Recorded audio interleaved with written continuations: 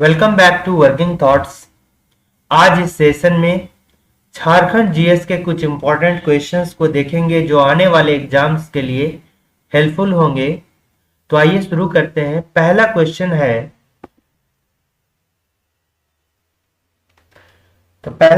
कि प्राचीन समय में कौन सी जनजाति मिट्टी कोड़ने का कार्य करती थी। प्राचीन समय में कौन सी जनजाति जो है मिट्टी कोड़ने का कार्य करती थी। तो बेसिकली कहने का मतलब है मिट्टी कोड़ने का कार्य कौन सी जनजाति करती थी। तो इसका नाम क्या है? कोरा जनजाति। क्या है? कोरा जनजाति। ठीक है। तो कोरा जनजाति की अगर हम बात करते हैं तो कोरा जनजाति जो प्रजातीय दृष्टि से देखा जाए तो किसमें? प्रोटो ऑस्ट्रेलाइड में आती है। किसमें आती है? प्रोटो ऑस्ट्रेलाइड में आती है कोरा जनजाति। और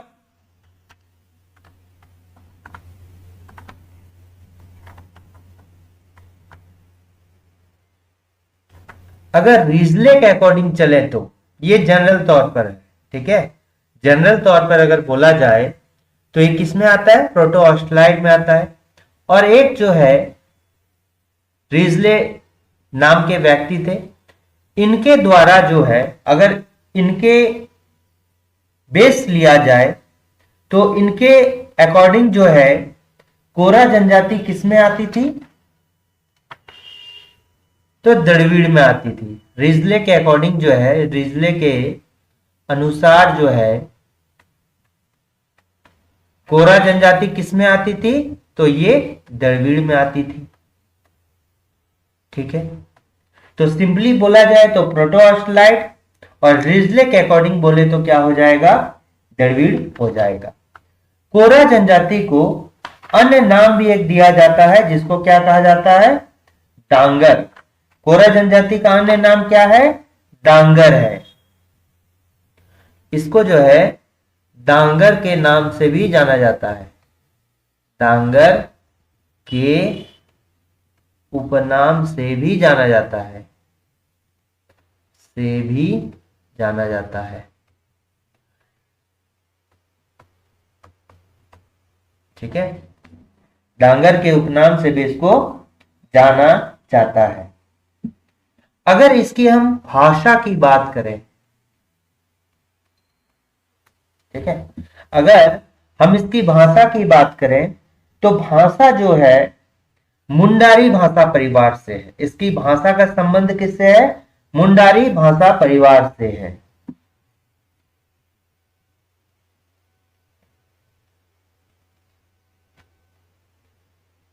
ठीक है, भाषा जो है क्या है? मुंडारी भाषा। ठीक है, परिवार। इसका संबंध क्या है? मुंडारी भाषा परिवार से है। और ये जो बोली बोलते हैं, माने ये बोली मतलब भाषा से छोटी होती है। ठीक है, मतलब एक ग्रुप के लोग जब बोलते हैं उस क्षेत्र की लोग को भाषा बोलते हैं, और यहां पर बोली बोला जाए। बोली को भी कोरा बोला जाता है। कोरा जनजाति की बोली को हम क्या बोलेंगे? कोरा बोलेंगे।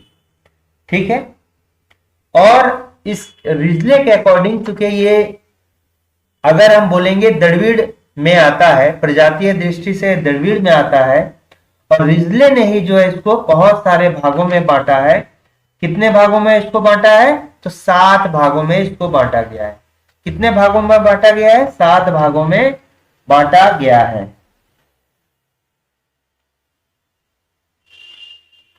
7 भागों में बांटा गया है। ठीक है, 7 भागों में बांटा गया है।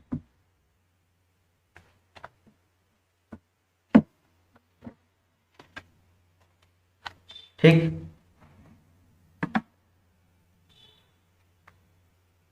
तो ये हो गया कौन सा?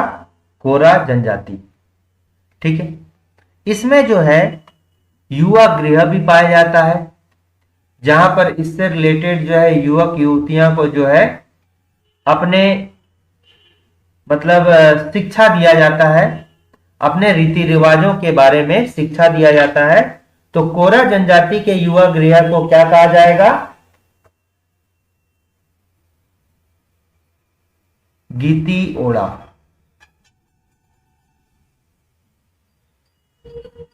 गीती ओड़ा। और मुंडा जनजाति के भी जो है, मुंडा जनजाति के भी युवा गृह को क्या कहा जाता है?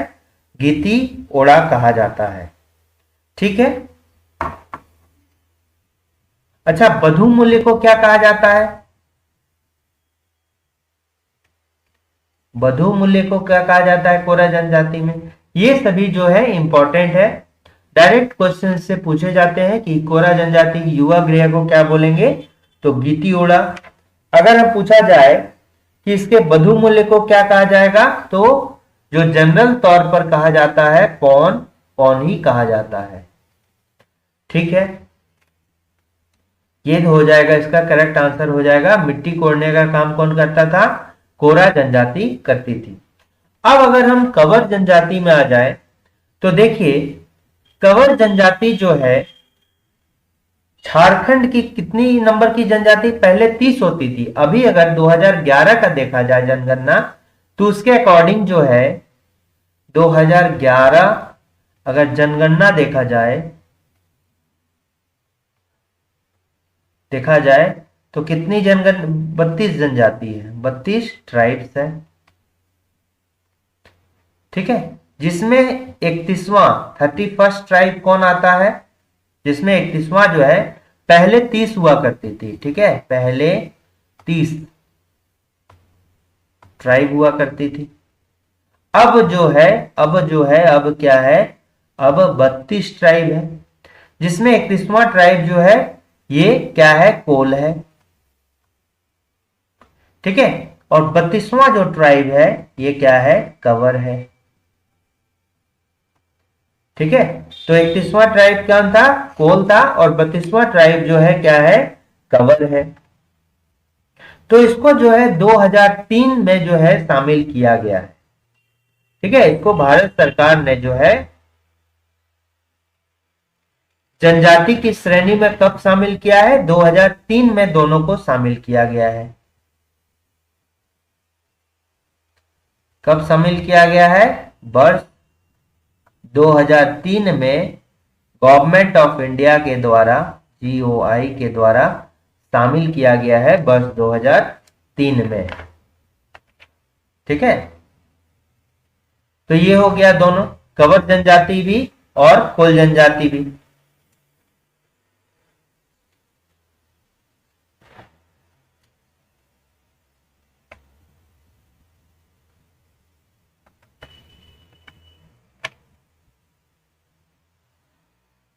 देखिए थोड़ा सा इसमें चेंज कर लीजिए। ये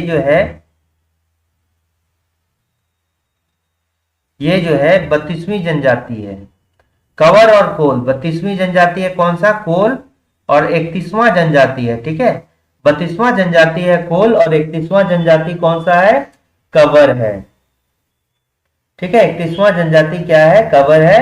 और वर्ष 2003 में भारत सरकार के द्वारा जो है इसको शामिल किया गया है। ठीक, अच्छा, अब अगर कंवर की बात करते हैं तो कंवर जो है ये किसके वंशज माने जाते हैं? तो कौरव के वंशज माने जाते हैं। कौरव के वंशज माने जाते हैं। ठीक है, कौरव के जो है वंशज माने जाते हैं। ठीक है, इसमें जो है कंवर जनजाति में जो समाज होता है वो क्या होता है? पितृसत्तात्मक होता है। यानी कि परिवार का जो मुखिया होता है सत्तात्मक। परिवार का मुखिया कौन होता है? पिता होता है। ठीक है, परिवार का मुखिया कौन होता है? पिता होता है। तो इसमें पितृसत्तात्मक जो है परिवार होता है। इसमें जो है बहिर्विवाह होता है, यानी कि दूसरे जनजाति में आप विवाह शायद कर सकते हैं।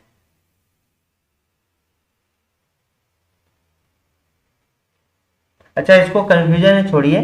ये देखिए, इसमें कौरव के वंशज होते हैं, पितृसत्तात्मक परिवार की इसमें व्यवस्था होती है, और कंवर जनजाति जो है अपने वंश या गोत्र से बाहर विवाह करके जो है कुटमैती प्रथा इसको कहा जाता है। यानी कि इसमें कौन सी प्रथा पाई जाती है? कुटमैती प्रथा। कुटुंब मतलब समझते हैं? कुटुंब मतलब कि कोई रिलेशन होते हैं, तो उसी के थ्रू जो अपने गोत्र या वंश से बाहर विवाह करते हैं उसको कुटमैती प्रथा पाया जाता है। तो इस प्रथा में क्या होता है? विवाह जो है अपने वंश या गोत्र से बाहर करता है, तो गोत्र से बाहर। ठीक, ये इंपॉर्टेंट पॉइंट है इसमें। ठीक, अब अगर कोल जनजाति की हम बात करते हैं तो कोल जनजाति जो है ये कितनी जनजाति है? ये 32वीं जनजाति है। ठीक है, और इसमें भी पितृसत्तात्मक पाया जाता है। कोल जनजाति को जो है 12 गोत्र में जो है विभक्त किया गया है। कितने गोत्र में विभक्त किया गया है? 12 गोत्र में विभक्त किया गया है। 12 गोत्र में विभक्त।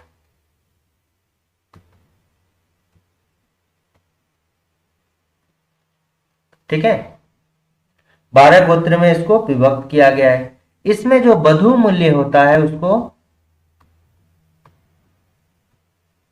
इसमें जो वधू मूल्य है उसको क्या कहा जाता है? तो इसमें पौन कहा जाता है। इसमें वधू मूल्य को क्या कहा जाता है? पोटे कहा जाता है, पौन नहीं, पोटे। वधू मूल्य को क्या कहते हैं? पोटे कहते हैं। कोल जनजाति में वधू मूल्य को क्या कहा जाता है? पोटे कहा जाता है। ठीक है, और अगर इनकी हम परंपरागत जो पेशा है जिससे ये अपना जीवन यापन करते हैं, ये क्या है? लोहा गलाना। जो इनका पेशा है ये क्या है? लोहा गलाना है। लोहा गलाना इनका पेशा। असुर का भी जो है वो क्या है? लोहा गलाना है। ठीक है, बट परंपरागत पेशा है, अगर परंपरागत पेशा है मतलब ये इनका पूर्वज ये काम करते थे, बट ये अभी के समय में अगर देखा जाए तो ये क्या करते हैं कि कृषि का कार्य करते हैं। अभी जो है कृषि अपना, कृषि का कार्य। ठीक है, अभी जो है कृषि पर कार्य करते हैं। और अगर बोला जाए इसमें जो सबसे ज्यादा प्रभाव पड़ा है ये हिंदू धर्म का पड़ा है। संथाल जनजाति जो है ये झारखंड की अगर बोला जाए तो सबसे बड़ी जनजाति है, सबसे बड़ी ट्राइब है।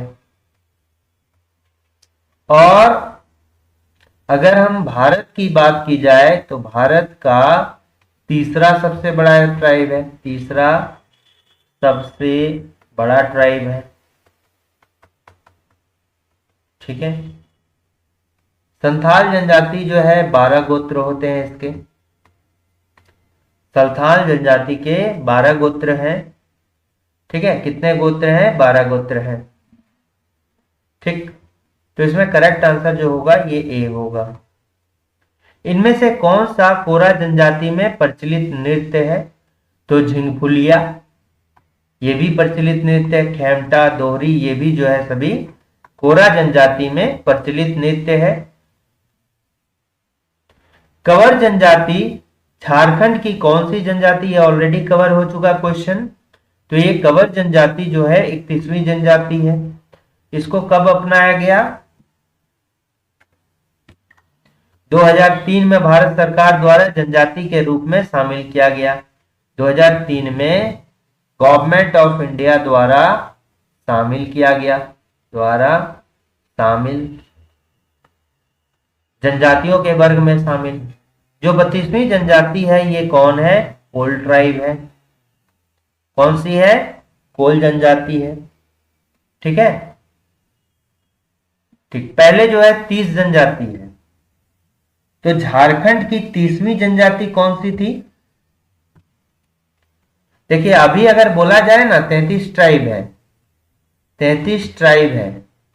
ठीक है, और एक जो ट्राइब है अभी नया वाला 33वीं ट्राइब है पुरान, पुरान जनजाति, पुरान जनजाति, ठीक है। जो 33वीं ट्राइब है ये पुरान जनजाति है, बट अभी जनगणना हुआ नहीं है, इसी कारण से 2011 का सेंसस अगर लेंगे तो 32 ट्राइब को ही मान्यता मिला हुआ है, ठीक है। तो जनगणना होगा तो हो सकता है ये शामिल हो जाए।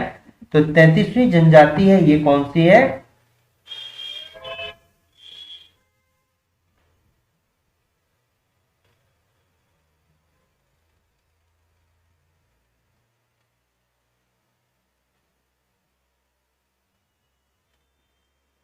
ठीक है।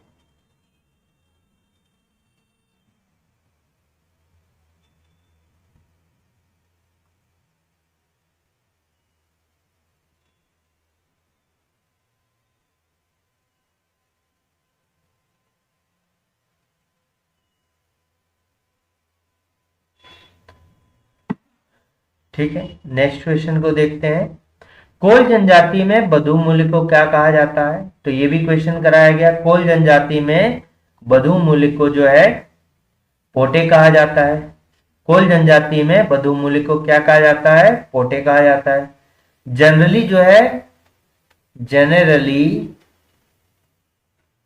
पौन बधु मूल्य को कहा जाता है। बधु मूल्य जो है जनरल तौर पर बधु मूल्य को क्या कहा जाता है?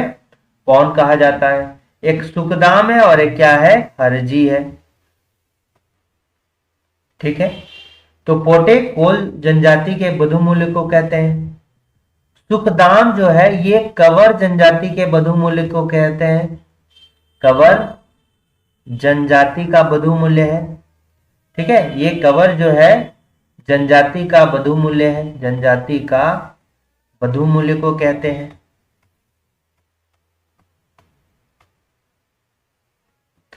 हरजी जो है बंजारा ट्राइब जो है, बंजारा जनजाति का बधु मूल्य है। हरजी जो है ये बंजारा बधु मूल्य है, ठीक है, बधु मूल्य है। और जनरल जो है पोटे कहा जाता है, ठीक है। अब देखिए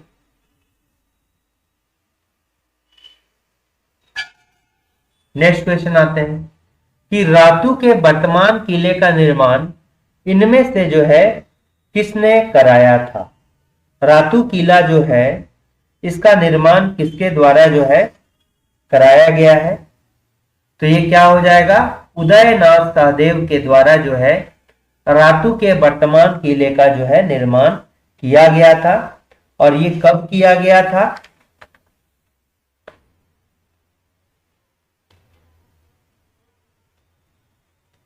ठीक है, तो उदयनाथ सहदेव के द्वारा जो है रातू के वर्तमान किले का जो है निर्माण कराया गया था।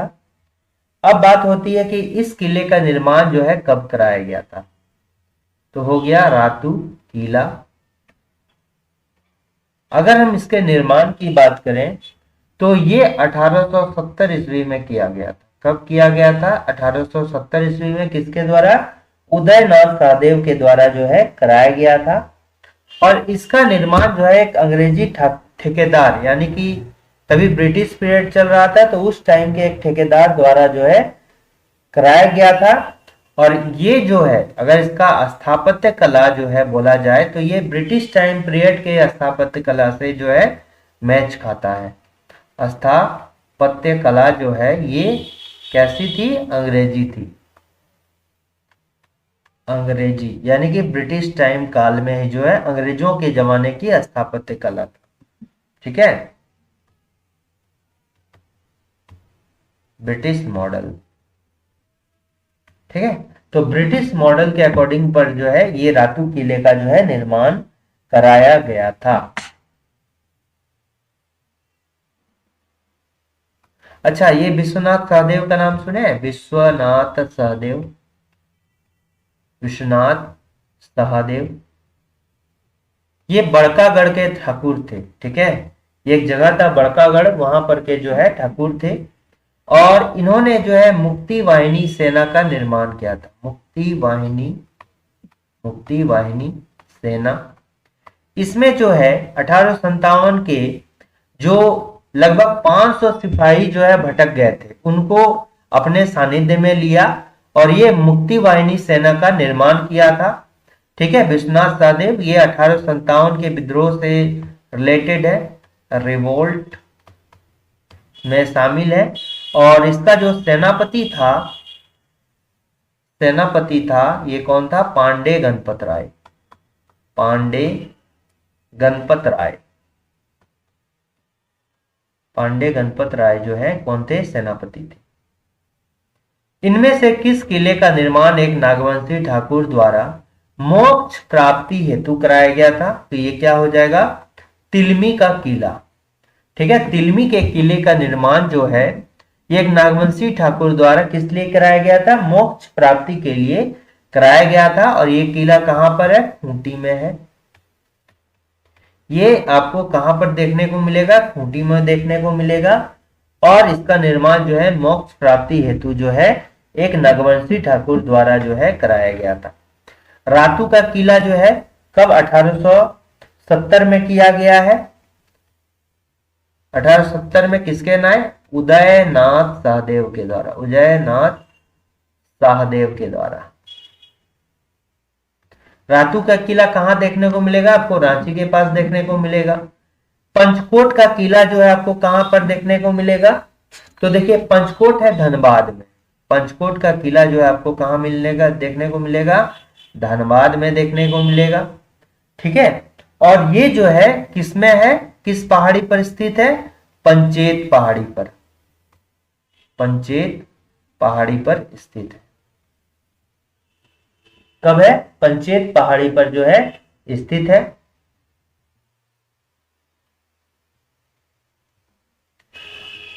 ठीक है, ये कहां पर है? पंचेत पहाड़ी पर स्थित है। पंचेत पहाड़ी कहां है? धनबाद में ही है। ठीक है, और यहां पर जो है जिसका शासन था, ये किला जो निर्माण कराया था, ये गोवंश के एक राजा हुआ करते थे। गोवंश के राजा गोमुखी द्वारा, नाम क्या था उसका? गोमुखी द्वारा जो है पंचेत का किला का निर्माण, पंचकोट किला का जो है निर्माण कराया गया था राजा गोमुखी के द्वारा। ठीक है, तेलियागढ़ किला कहां पर है? ये है साहेबगंज के राजमहल में। साहेबगंज जिला के जिला में पड़ता है? कहां पर? राजमहल में। और इसको जो है कहा जाता है बंगाल का प्रवेश द्वार। बंगाल का प्रवेश द्वार। अच्छा, इसके बारे में चर्चा जो है, इस तेलियागढ़ किले के बारे में चर्चा वेन्सवांग के द्वारा किया गया था। इसके अलावा जो है एक ईरानी यात्री था अब्दुल लतीफ, उसके द्वारा भी कराया गया था। फ्रांस से आए हुए एक यात्री था बुकानन व कनिंगम, उनके द्वारा भी जो है इसके बारे में बताया गया था। और ये जो तेलियागढ़ किला है ये मुगल काल में, चूंकि इसका निर्माण कब कराया गया था? मुगल काल में कराया गया था? नहीं, मुगल काल में ही कराया गया था। ठीक है, इसका निर्माण जो है मुगल काल में कराया गया था। मुगल काल में निर्मित है ये। तो इसमें कैसा स्थापत्य कला बोला जाएगा? तो मुगल कालीन स्थापत्य कला आप बोल सकते हैं, मुगल काल में स्थापित है तो। ठीक है, तो इसका करेक्ट आंसर क्या हो जाएगा? बी हो जाएगा। भगवान शिव के 12 ज्योतिर्लिंगों में से कौन सा ज्योतिर्लिंग देवघर के बैद्यनाथ में स्थित है? तो इसका करेक्ट क्या हो जाएगा? आपका मनोकामना मंदिर। ठीक है, क्या हो जाएगा करेक्ट आंसर? मनोकामना मंदिर। मल्लिकार्जुन कहां है? तो बताइए, मल्लिकार्जुन जो है ये कहां पर पड़ता है? ये आंध्र प्रदेश में जो है आपको देखने को मिलेगा। कहां पर? आंध्र प्रदेश में जो है देखने को मिलेगा। ठीक है, कहां पर? आंध्र प्रदेश। आंध्र प्रदेश में जो है पूरे ज्योतिर्लिंग है कितने? 12 में से जो है एक मल्लिकार्जुन मंदिर है जो कहां पर है? आंध्र प्रदेश में स्थित है।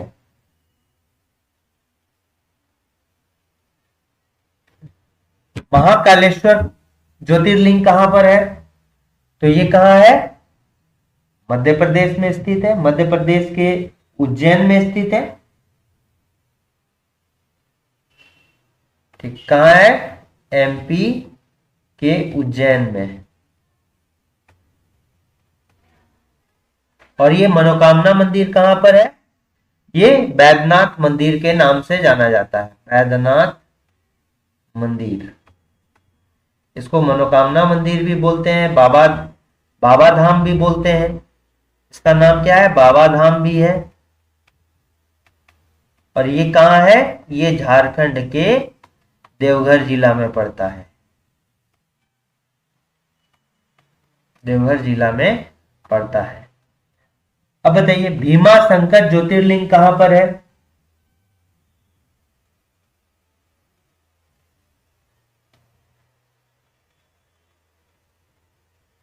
तो कहां है भीमा शंकर ज्योतिर्लिंग जो है, ये कहां पर है? ये आसाम में है शायद। ठीक है, भीमा शंकर ज्योतिर्लिंग कहां है? गुवाहाटी में है।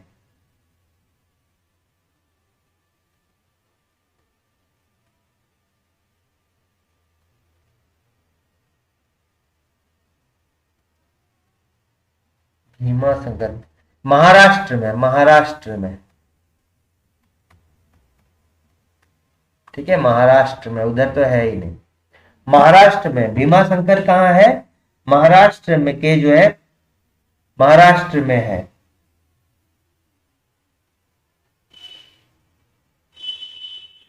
देखिए अगर महाराष्ट्र की हम बात बोले तो यहां पर 5 ज्योतिर्लिंग है। भीमा शंकर ज्योतिर्लिंग, त्र्यंबकेश्वर ज्योतिर्लिंग, हरिणेश्वर ज्योतिर्लिंग, औधा नागेश्वर ज्योतिर्लिंग और परली बैद्यनाथ धाम मंदिर जो है, ये सभी जो है शिव से रिलेटेड है। ठीक है,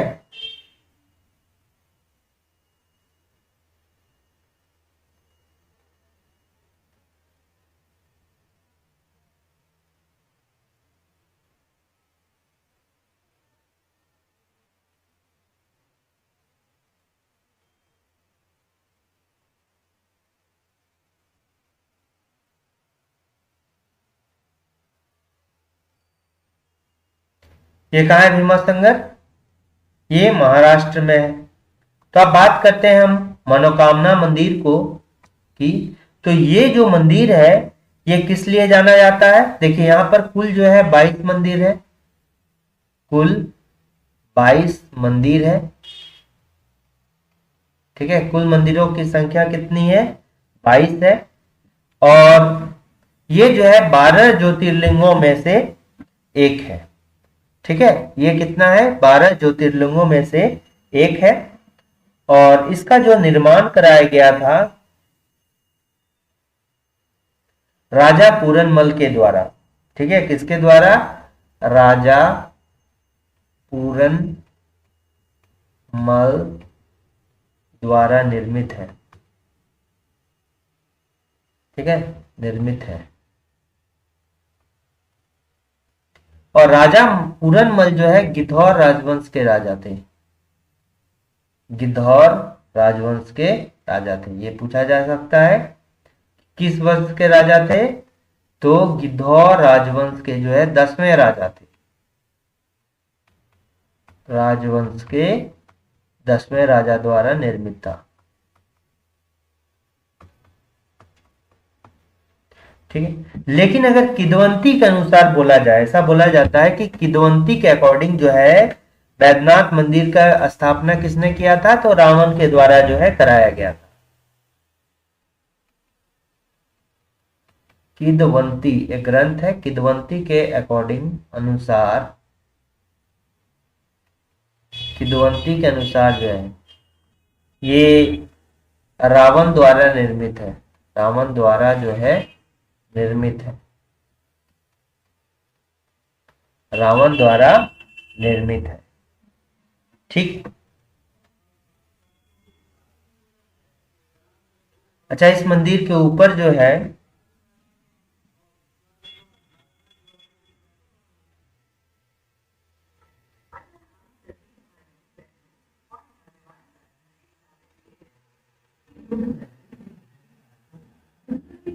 अच्छा, इस मंदिर के गुंबज पर स्वर्ण कलश स्थापित है, स्वर्ण कलश स्थापित है, स्थापित किसके द्वारा? राजा चंद्रमौलेश्वर द्वारा। ये भी गिद्धौर राजवंश के राजा थे, चंद्रमौलेश्वर, मौलेश्वर, राजा चंद्रमौलेश्वर द्वारा जो है स्थापित किया गया था। इस मंदिर को जो है अंतिम संस्कार के लिए उपयुक्त माना गया है, अंतिम संस्कार हेतु उपयुक्त है। ठीक है, ठीक है। नेक्स्ट क्वेश्चन को देखते हैं कि झारखंड के इनमें से किस मंदिर में भगवान कृष्ण की त्रिभंगी मुद्रा में जो है स्थित है? त्रिभंगी मतलब पैर को मोड़कर बांसुरी बजाते हुए जो मुद्रा बोला जाता है वो त्रिभंगी मुद्रा कहलाती है। और कमल फूल पर जो है कौन सा हो गया? दस्तीस। ये कौन सा मंदिर हो जाएगा? दस्तीस मंदिर जो है हो जाएगा।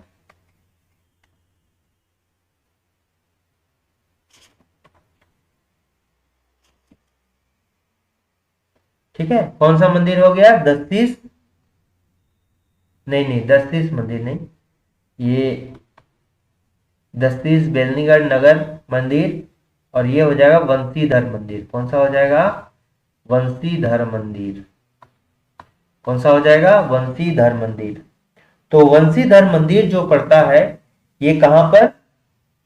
आपका गढ़वा में पड़ता है। वंशीधर मंदिर कहां पर पड़ता है?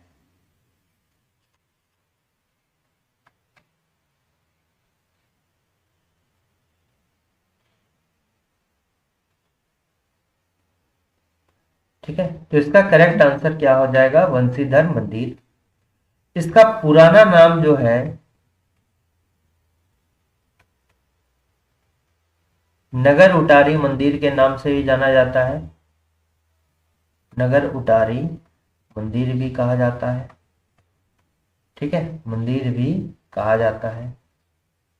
और ये किस जिला में पड़ता है? ये गढ़वा जिला में पड़ता है। गढ़वा जिला के वंशीधर नगर में जो है वंशीधर मंदिर है। ठीक है, कहां पर पड़ता है? गढ़वा जिला में पड़ता है। और ये जो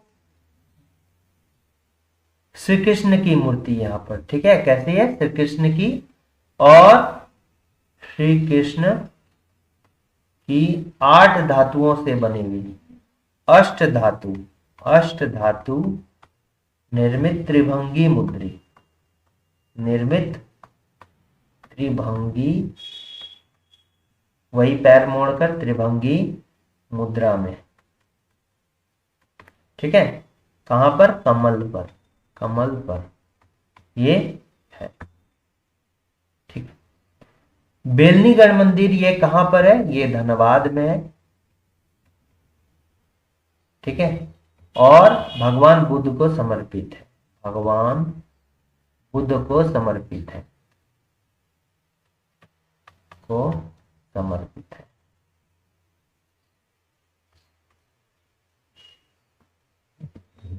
बेलनीगढ़ मंदिर कहां पर है? तो धनबाद में है, और ये भगवान बुद्ध को जो है समर्पित है। दस तीस मंदिर जो है, ये मंदिर ऐसा माना जाता है कि एक किंवदंती के अनुसार अगर बोला जाए तो इस मंदिर में जो है रावण ने झारखंड में हिमालय पर्वत से शिवलिंग ले जाते समय रखा था इसी मंदिर। ये कहाँ है? ये झारखंड में है, और झारखंड में 32 मंदिर झारखंड में कहां पर है? तो इसका करेक्ट आंसर क्या हो जाएगा?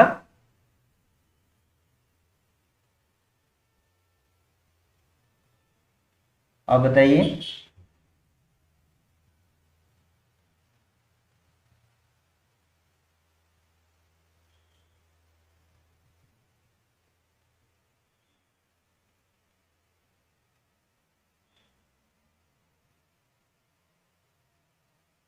बताइए, दशतीस मंदिर जो है झारखंड में कहां पर है? और इसी मंदिर पर जो है किदवंती के अकॉर्डिंग, किदवंती, जैसे मनोकामना मंदिर में हमने देखे कि किदवंती के अकॉर्डिंग मनोकामना मंदिर यानी कि बाबा बैद्यनाथ धाम का जो निर्माण किया गया था किसके द्वारा? रावण के द्वारा किया गया था।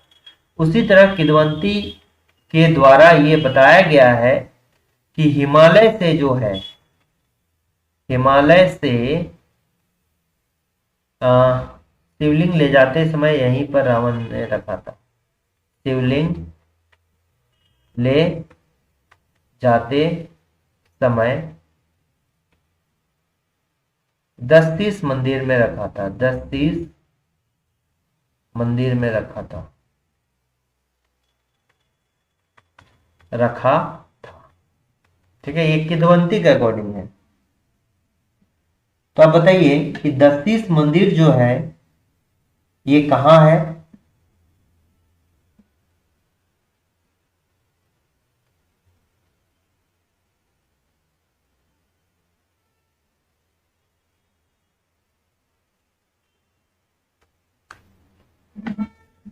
ये कमेंट कीजिएगा। ये पलामू में, ठीक है, पलामू में पड़ता है।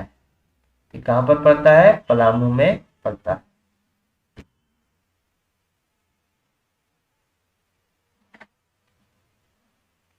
ठीक, रांची के बोड़िया में स्थित मदन मोहन मंदिर के शिल्पकार कौन थे? तो देखिए, मदन मोहन मंदिर को जो है कहां पर स्थापित किया गया है? बोड़िया में स्थापित किया है, जो कहां है? रांची में है। ठीक है, और कहां पर है? बोड़िया में है। इसके शिल्पकार जो है ये कौन थे? अनिरुद्ध थे। इसके शिल्पकार कौन थे? अनिरुद्ध थे, अनिरुद्ध। और इसका निर्माण जो है, अगर प्रारंभ की हम बात करें तो कब किया गया था? 1665 ईस्वी में। 1665 ईस्वी में जो है इस मंदिर का जो है निर्माण स्टार्ट किया गया था, निर्माण प्रारंभ किया गया था। और इसके शिल्पकार कौन थे? मदन मोहन मंदिर थे। ठीक है, और ये जो लक्ष्मी नारायण तिवारी जो है ये कौन है? मंदिर का शिलान्यास इनके द्वारा किया गया था। शिलान्यास किया गया, शिलान्यास किया गया था। लक्ष्मी नारायण तिवारी द्वारा जो है इस मंदिर का शिलान्यास किया गया था। और इसको जो मॉडल शिल्पकार थे जो इसको बनाया था, ये किसने शिल्पकार किया था? शिल्पकारी कौन थे? अनिरुद्ध जो है इसके शिल्पकार थे। और इस मंदिर के निर्माण में जो है लगभग 14,000 रुपया जो है खर्च हुआ था। कितना खर्च हुआ था? 14,000 रुपया जो है खर्च हुआ था। ठीक, इसमें और एक है कि इस मंदिर के शिखर पर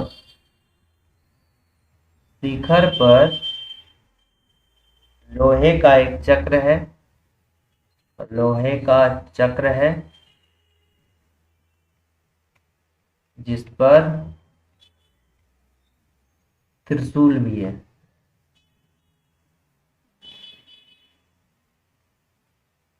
ठीक है, लोहे का चक्र है जिस पर त्रिशूल भी है। अच्छा, ये मदन मोहन मंदिर में जो है किस भगवान की मूर्ति है? तो यहां पर राधा कृष्ण का भी मूर्ति है और राम सीता का भी मूर्ति है। राधा कृष्ण, राम सीता, ये दोनों यहां पर मूर्ति स्थित है। ठीक है, दोनों भगवान की मूर्ति है। और होली में जो है फडगोल, फडगोल होली के समय खेला गया है। होली के समय जो है यहाँ पर क्या होता है, फुटबॉल खेला जाता है। होली के समय जो है फुटबॉल खेला जाता है।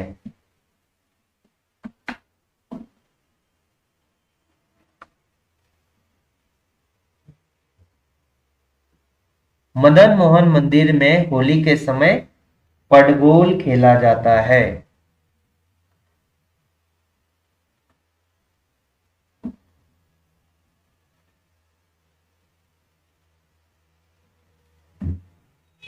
ठीक है, इनमें से कौन सा कथन महेंद्र सिंह धोनी के संदर्भ में सही नहीं है? देखिए, महेंद्र सिंह धोनी का जन्म जो है 7 जुलाई 1981 को हुआ था, ये बिल्कुल सही है। 2018 में इसको जो है पद्म श्री से सम्मानित किया गया था, ये भी सही है। दो नहीं 2009 में जो है पद्म श्री, और 2018 में क्या हो गया, पद्म भूषण। तो ये क्या सही है क्या? नहीं, ये गलत है। ये क्या है? गलत है। इनका गांव जो है, पैतृक गांव जो है उत्तराखंड के अल्मोड़ा में स्थित, अल्मोड़ा में कहां पर? लवाली गांव में है। लवाली गांव अल्मोड़ा जिले के लवाली गांव में स्थित है। तो ये भी करेक्ट है। उपरोक्त सभी कथन क्या है, सत्य है, तो ये भी नहीं होगा।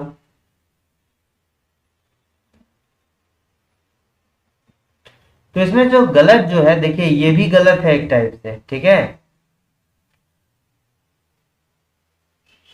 नहीं, यहां पर अगर आप दीजिएगा ना औसत्य, यहां दीजिए, ठीक है। तो इसमें से जो देखा जाएगा ये कौन सा होगा, ये गलत होगा। यहाँ औसत्य होगा, वरना ये भी जो है गलत हो जाएगा, ठीक है। तो गलत कौन सा? यही वाला गलत है। महेंद्र सिंह धोनी ने अपना पहला एक दिवसीय अंतर्राष्ट्रीय मैच किस वर्ष खेला था?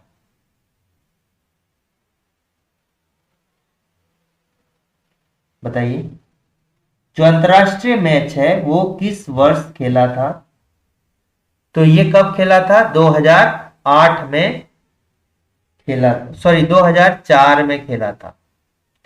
अपना पहला अंतर्राष्ट्रीय मैच जो है 2004 में, कितना? 23 दिसंबर 2004। बस आप बस याद रखिए, 2004 में बांग्लादेश के खिलाफ खेला था। किसके खिलाफ? बांग्लादेश के खिलाफ खेला था। और किस स्टेडियम में खेला था? एमए अजीज स्टेडियम,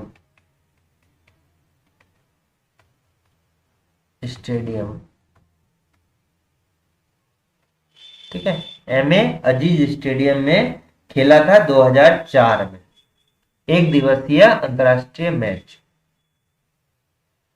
निम्नलिखित में से कौन सा कथन धोनी की कप्तानी के संदर्भ में गलत है? भारत ने 2007 में आईसीसी विश्व टी20 यानी कि टी20 जो है आईसीसी का, कब जीता था? 2007 में जीता था, ठीक है। वर्ल्ड कप कब जीता था?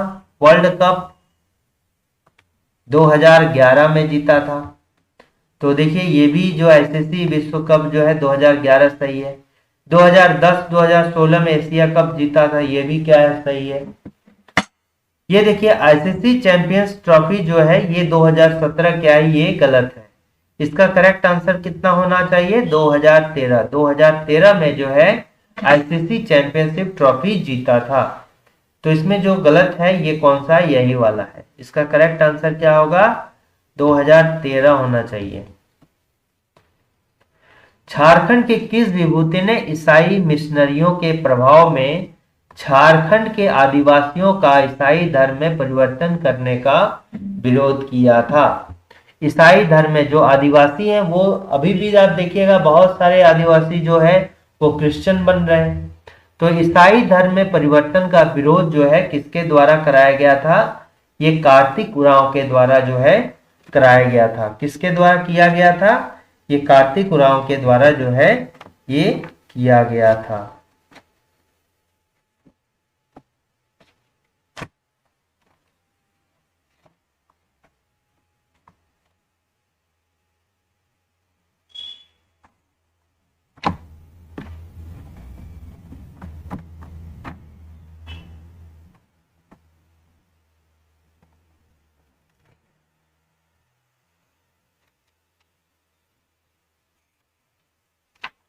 ठीक है, तो देखिए कुछ जो है कार्तिक उरांव के बारे में जानते हैं।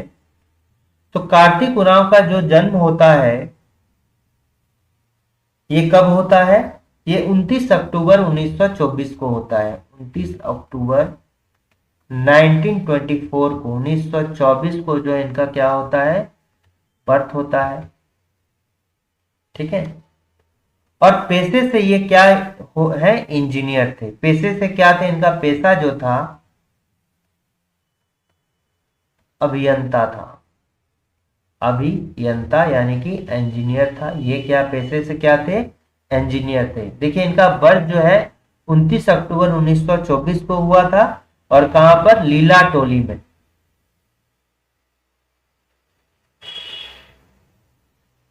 लीला टोली, गांव का नाम क्या है? लीला टोली गांव।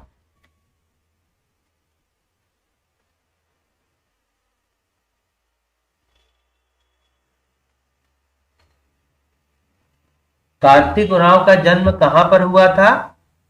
तो 29 अक्टूबर 1924 को हुआ था, और गुमला जिला का जो है लीला टोली गांव में हुआ था।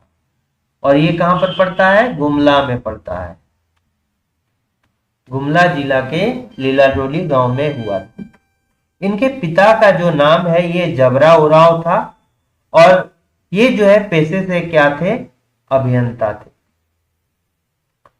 देखिए इनकी मुलाकात जो है, मुलाकात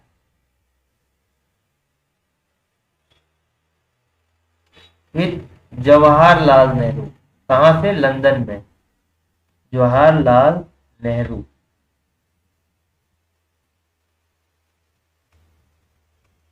कहां पर होती है? लंदन में होती है। लंदन में किस वर्ष होता है?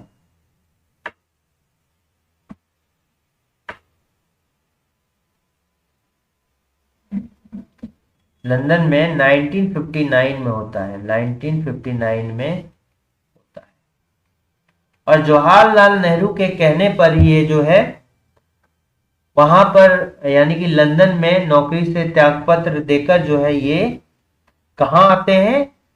इंडिया आ जाते हैं। ठीक है, और ये ज्वाइन करते हैं फिर एचईसी को, हैवी इंजीनियरिंग कॉरपोरेशन लिमिटेड जो है रांची में नौकरी करते हैं। ठीक है, एचईसी रांची में ये क्या करते हैं? नौकरी करते हैं।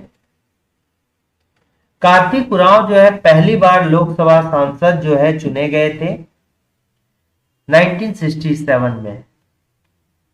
1967 में फर्स्ट टाइम लोकसभा सांसद चुने गए।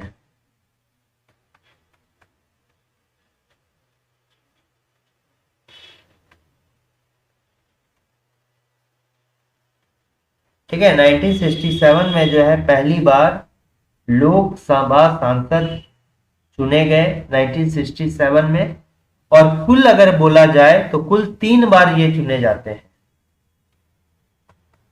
ठीक है, कुल 3 बार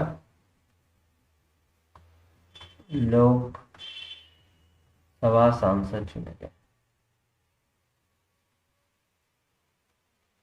कुल 3 बार जो है लोकसभा सांसद चुने गए थे।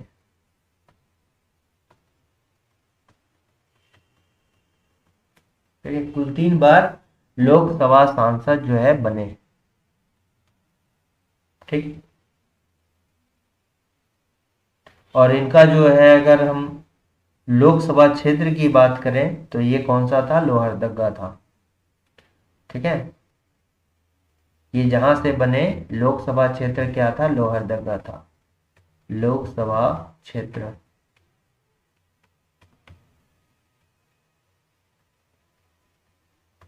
जहां से भी बने हैं ये लोहरदगा से इनका लोकसभा क्षेत्र था। और अगर हम पार्टी की बात करें तो किस पार्टी से ये चुनाव लड़ते थे? तो ये जो है कांग्रेस पार्टी से थे। क्योंकि जवाहरलाल नेहरू के साथ थे ना, इसलिए ये कांग्रेस पार्टी थे। इनके द्वारा जो है एक संगठन का स्थापना किया गया, भारतीय आदिवासी परिषद, ये इंपॉर्टेंट है, भारतीय आदिवासी परिषद की स्थापना की गई। भारतीय आदिवासी की परिषद की स्थापना की गई। और ये कब किया गया था? तो ये 1968 को किया गया था, 1968 को जो है किया गया था।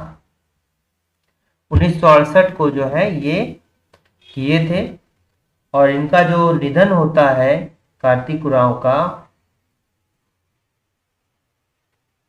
8 फरवरी 1981 को निधन हो जाता है। 8 फरवरी 1981 को निधन हो जाता है।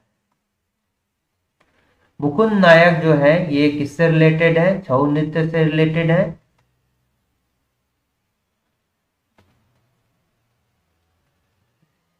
मुकुंद नायक किससे रिलेटेड है? छऊ नृत्य से जो है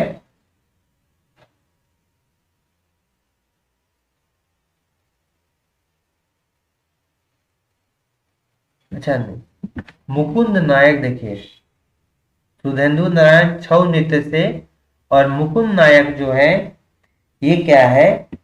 एक लोक गायक है, गीतकार है, लोक गायक है, गीतकार है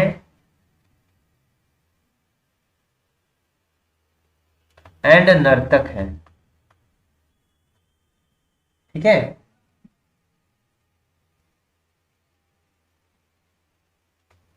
और ये नागपुरी कलाकार है, नागपुरी, ये क्या है? नागपुरी कलाकार है। ठीक।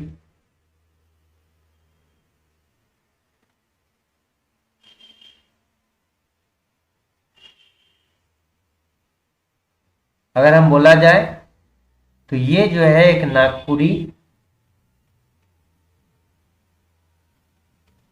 नागपुरी लोक नृत्य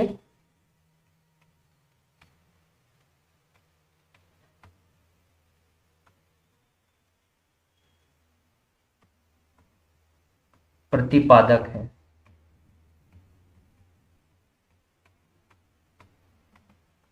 इनको पद्मश्री भी मिला है। पद्मश्री इनको कब दिया गया है? 2017 ईस्वी में दिया गया है। और संगीत नाटक अकादमी जो इनको अवार्ड दिया गया है, संगीत नाटक अकादमी पुरस्कार 2019 में दिया गया है। ठीक है। अल्बर्ट एक्का, तो इनको जो है अल्बर्ट एक्का, इनको जो है लांस नायक का पद, लांस नायक अल्बर्ट एक्का बोला जाता है। तो लांस नायक का पद जो है आफ्टर भारत चीन वॉर, भारत चीन युद्ध के बाद दिया गया, युद्ध के बाद दिया गया।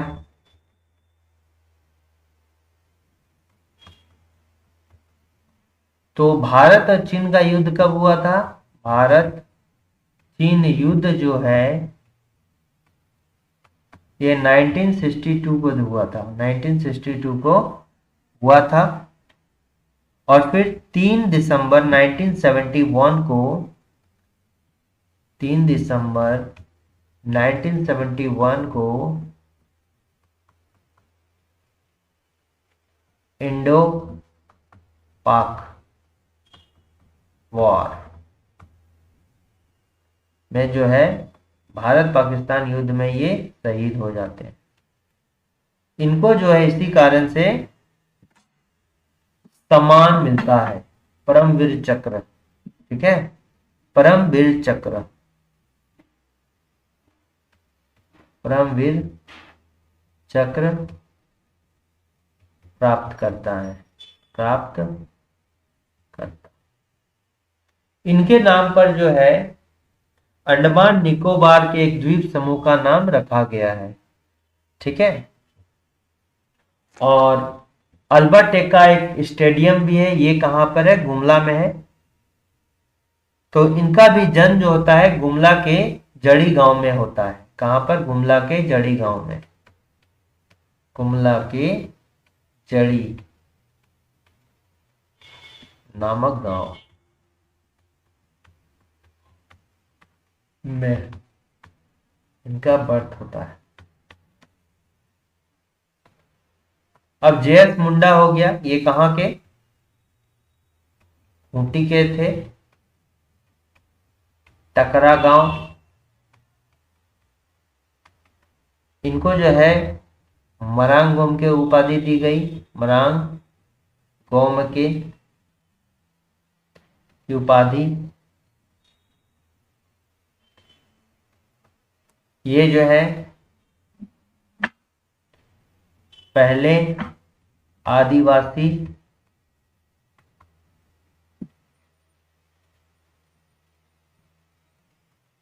आईसीएस इंडियन सिविल सर्विस की परीक्षा पास की थी। पहले आदिवासी हैं परीक्षा पास करने वाले जो है पहले आदिवासी कौन है? जेएस मुंडा है, जयपाल सिंह मुंडा। इन्होंने झारखंड पार्टी का गठन किया 1950 में। ठीक है। और इनका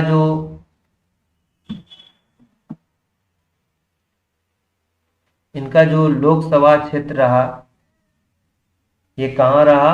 आपका खूंटी में ही रहा। लोकसभा क्षेत्र जो है ये कहां है? खूंटी में है। जयपाल सिंह मुंडा है तो मुंडा परिवार में ये आते हैं।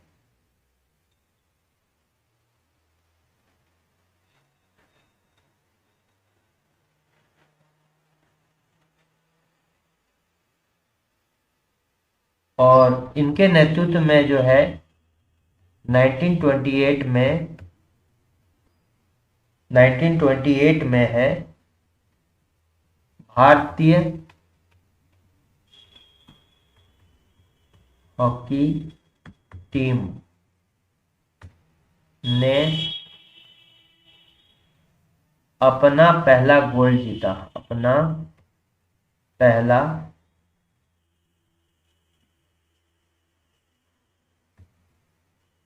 ओलंपिक गोल्ड जीता था। ठीक है। कहां पर? एम्स्टर्डम नीदरलैंड में। कहां पर? एम्स्टर्डम नीदरलैंड में।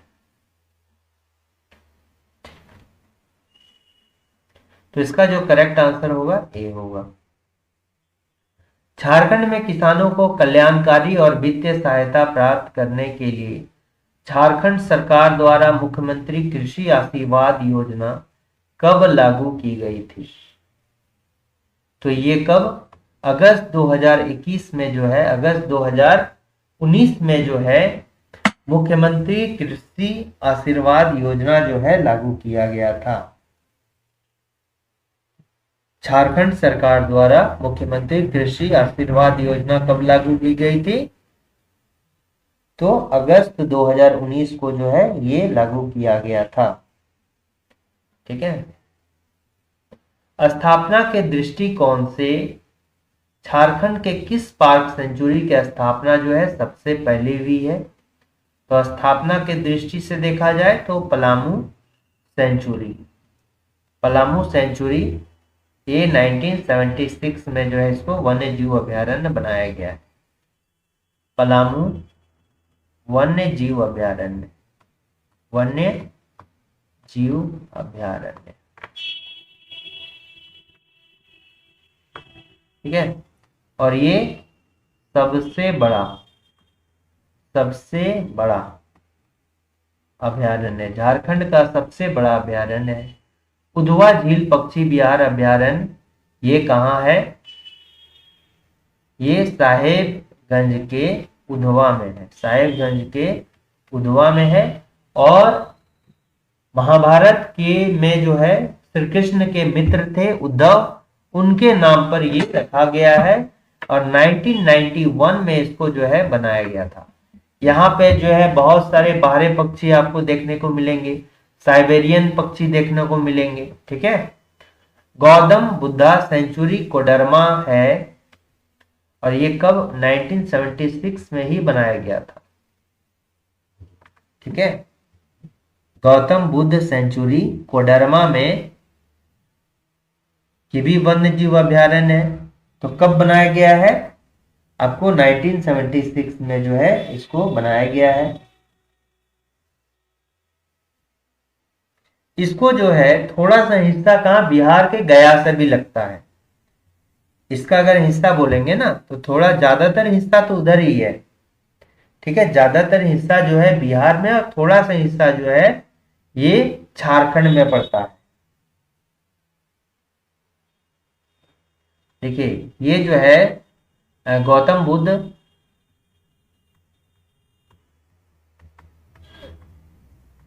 अभयारण्य जो है ये गया में है जो कि बिहार का है और प्लस कोडरमा का है और ये कहाँ है? झारखंड में। ठीक है, तो ये जो बनाया गया था ये 1976 में इसको बनाया गया था और दोनों में जो है मिलाकर अधिक अगर बोलेंगे तो ये गया में है और थोड़ा सा कम जो है ये कहां पर है? कोडरमा में है।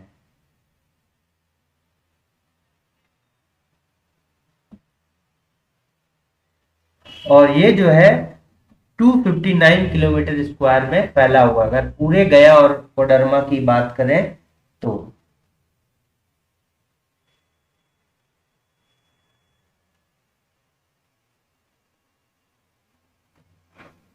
तोप चाची, तो ये कहां पर है? धनबाद में तोप चाची सेंचुरी है, तोप चाची अभयारण्य भी है। और ये जो है ये भी कब? 1978 में बनाया गया था। 1978 में बनाया गया था और इसका अगर एरिया बोलेंगे तो 12 पॉइंट समथिंग है। एरिया जो है 12 किलोमीटर स्क्वायर अप्रॉक्स। ये दूसरा सबसे छोटा अभयारण्य है झारखंड का। ठीक है, तो इसका करेक्ट आंसर ये हो जाएगा।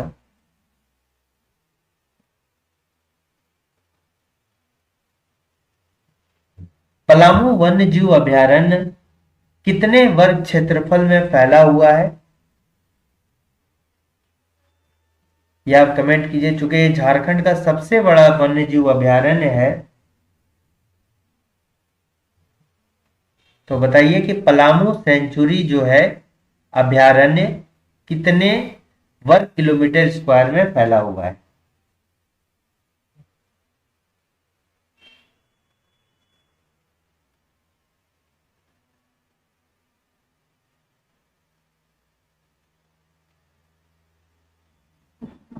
यह बताइए। ठीक है, कमेंट में। झारखंड चुनाव 2024 में कांग्रेस पार्टी ने कितनी सीटों में जीत दर्ज की है? तो यह हो जाएगा 16। सबसे बड़ी पार्टी कौन है यहां पर इस बार? जेएमएम झारखंड मुक्ति मोर्चा। और झारखंड मुक्ति मोर्चा को विनोद बिहारी महतो हो गए, फिर आपका एमएन रॉय हो गए, शिबू सोरेन हो गए, इन सभी ने मिलकर बनाया था। और बीजेपी ने 21 सीट, राजद ने जो है 4 सीट जीता। तो कांग्रेस जो है 21 सीट जीता है। ठीक है, कांग्रेस कितना सीट जीता? 21 सीट जीता है। झारखंड मंत्रिमंडल 2025 में शामिल दीपिका पांडे सिंह किस विधानसभा क्षेत्र से उम्मीदवार हैं? तो ये महागामा विधानसभा क्षेत्र गोड्डा के उम्मीदवार है। गोड्डा। ठीक है, गोड्डा के महागामा विधानसभा क्षेत्र से उम्मीदवार है। और ये जो है दीपिका पांडे सिंह किससे आती हैं? कांग्रेस से। और झारखंड के मंत्रिमंडल में 2 जो है महिला मंत्री मिलेंगे, एक दीपिका पांडे सिंह और एक शिल्पी नेहा तिर्की। और शिल्पी नेहा तिर्की जो आती है ये इन्हीं से आती है, शिल्पी नेहा तिर्की, तिर्की है, और ये भी किससे है? कांग्रेस से है। ठीक है। और अगर हम बात करेंगे तो ये जो है ये क्या है? कृषि। ठीक है। फिर कृषि हो गया, हस्बेंड्री हो गया, यानी एग्रीकल्चर, हस्बेंड्री एंड क्या?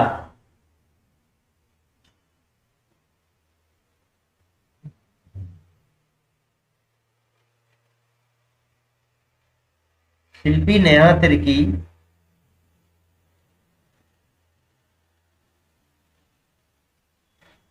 एनिमल हस्बेंड्री है। फिर जो है कोऑपरेटिव ऑफ झारखंड, वो हिंदी में क्या बोलेंगे? Agriculture, animal husbandry and cooperative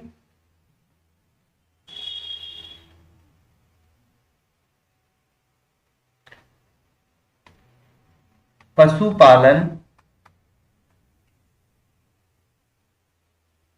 एवं सहकारिता मिनिस्टर, सहकारिता मंत्री हैं। ठीक है, सहकारिता मंत्री हैं। ठीक। अब अगर छतरपुर विधानसभा के बारे में बात करेंगे तो छतरपुर विधानसभा क्षेत्र से कौन है? छतरपुर कहां पड़ता है? ये पलामू में पड़ता है। और यहां पर जो राधा कृष्ण किशोर है, राधा कृष्ण किशोर है, इनका पड़ता है ये विधानसभा क्षेत्र। और ये कहां पर पड़ता है? पलामू में पड़ता है। छतरपुर विधानसभा जो है ये कहां पर पड़ता है? पलामू में पड़ता है। और ये जो है राधा कृष्ण किशोर है।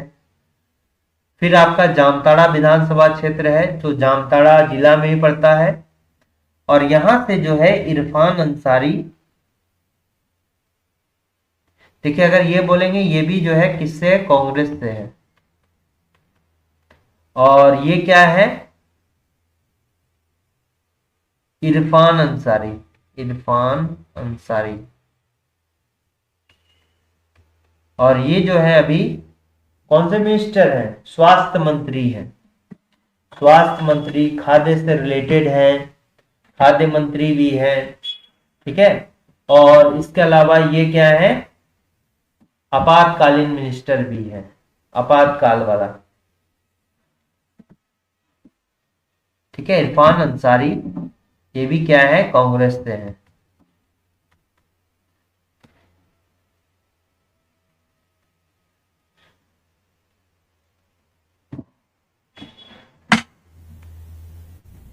ठीक है, तो इसका करेक्ट आंसर हो जाएगा ए।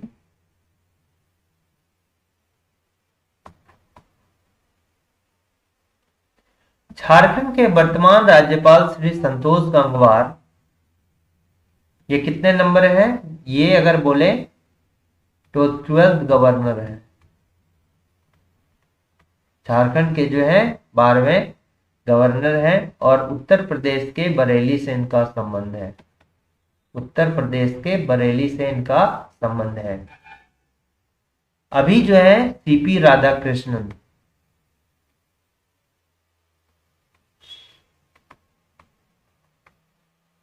गवर्नर है।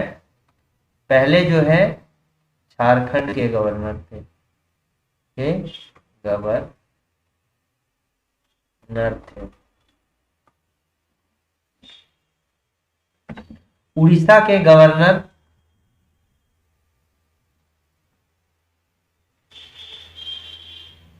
पहले कौन थे?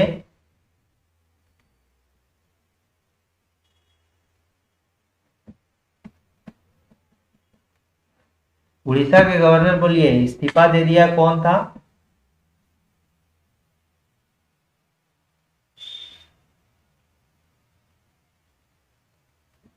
और झारखंड के पहले जो है ये गैर जनजातीय जो मंत्री थे,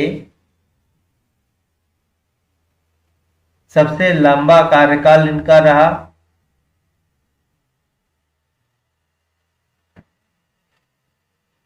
उड़ीसा के गवर्नर कौन है?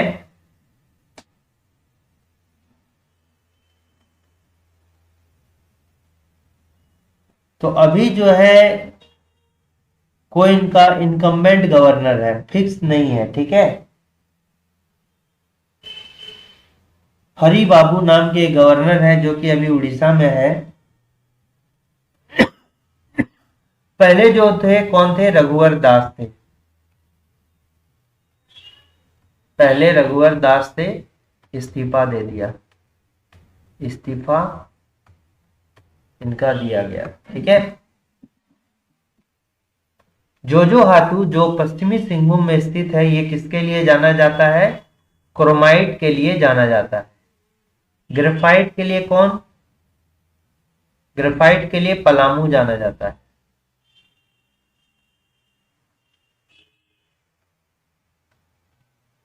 सबसे ज्यादा ग्रेफाइट जो पाया जाता है ये कहां पर? पलामू में पाया जाता है।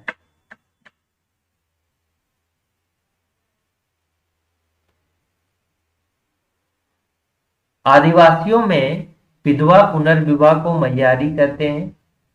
तो किसमें बोला जाता है मैयारी? बताइए। असुर में। असुर जो है इसको पूर्वा देवा भी कहा जाता है, पूर्वा देवा, ठीक है, पूर्वा देवा भी कहते हैं। ये सिंधु घाटी सभ्यता, सिंधु घाटी सभ्यता से संबंधित है।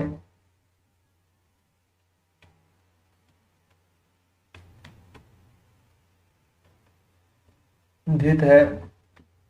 ये जो है सबसे पुरानी जनजाति है, सबसे पुरानी ट्राइब है, ठीक है। और इसका जो करेक्ट आंसर होगा ये क्या हो जाएगा?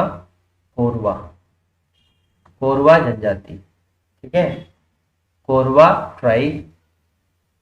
उरांव जनजाति जो है ये झारखंड की दूसरी एंड भारत की 5वीं बड़ी जनजाति है, चौथी बड़ी जनजाति है, ट्राइब है। वो जो है झारखंड की चौथी एंड भारत की 6ठी सबसे बड़ी जनजाति है, ट्राइब है, ठीक है। टंडा के नाम से किसको? बिरहोर के निवास स्थान को टंडा के नाम से जाना जाता है। बिरहोर मतलब हो गया क्या? जंगल का आदमी, जंगल का आदमी। बिरहोर मतलब क्या हो गया? जंगल का आदमी, ठीक है। माल पहाड़िया जो है क्या है? एक आदिम जनजाति है, आदिम जनजाति है। माल पहाड़िया क्या है? एक आदिम जनजाति है।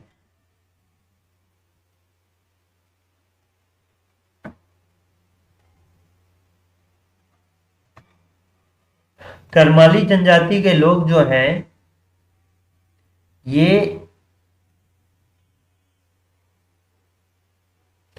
पवित्र नदी किसको मानते हैं? पवित्र नदी दामोदर को मानते हैं, ठीक है। करमाली जनजाति द्वारा जो पवित्र नदी है ये किसको मानी जाती है? दामोदर को पवित्र नदी मानती है। और मुंडा में जो है ये अगर बोला जाए तो ये जो है झारखंड की 3rd एंड भारत की 5वीं सबसे बड़ी जनजाति है, भारत की 5वीं सबसे बड़ी जनजाति है, 5वीं सबसे बड़ी ट्राइब है। ठीक है। महाश्वेता देवी वर्मा का उपन्यास अरण्य अधिकार किनके जीवन पर आधारित है? तो ये बिरसा मुंडा के जीवन पर आधारित है। किस पर आधारित है? बिरसा मुंडा के जीवन पर आधारित है। रामदयाल मुंडा जो है, रामदयाल मुंडा जो है, ये पाइका नृत्य के लिए जाना जाते हैं। पाइका नृत्य के लिए जाने जाते हैं। किस नृत्य के लिए? पाइका नृत्य के लिए जाने जाते हैं। और पहली बार पाइका नृत्य का परफॉर्मेंस जो है रामदयाल मुंडा के द्वारा भारत महोत्सव के अवसर पर सोवियत संघ में किया गया था। Perform first time in Soviet संघ, सोवियत संघ, रूस में। ठीक है। कहां पर? रूस में।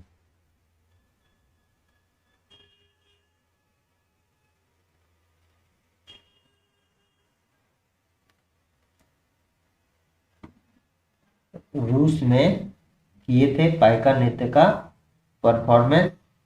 और इनको जो है 2010 में जो है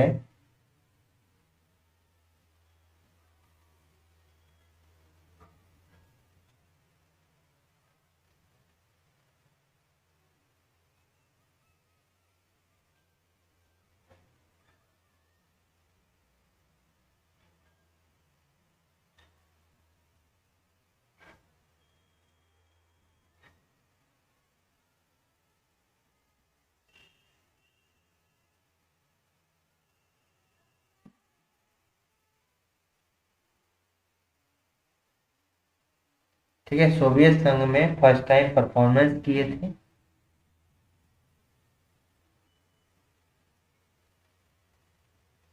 उसके बाद देखिए आपका सिद्धू कान्हू हो गया।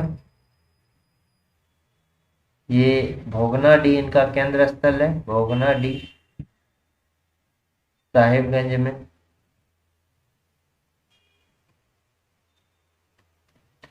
जयपाल सिंह मुंडा टकरा, खूंटी में इनका जन्म होता है।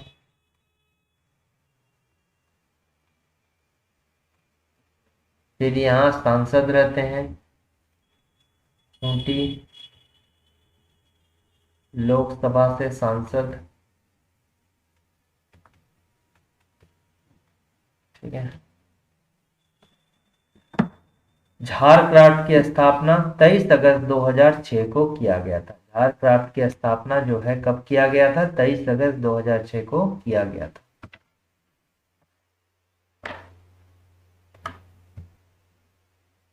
तो ये 24 इंपॉर्टेंट क्वेश्चंस थे जो आने वाले सभी एग्जाम्स के लिए, खास करके झारखंड के एग्जाम्स के लिए जो है हेल्पफुल होंगे।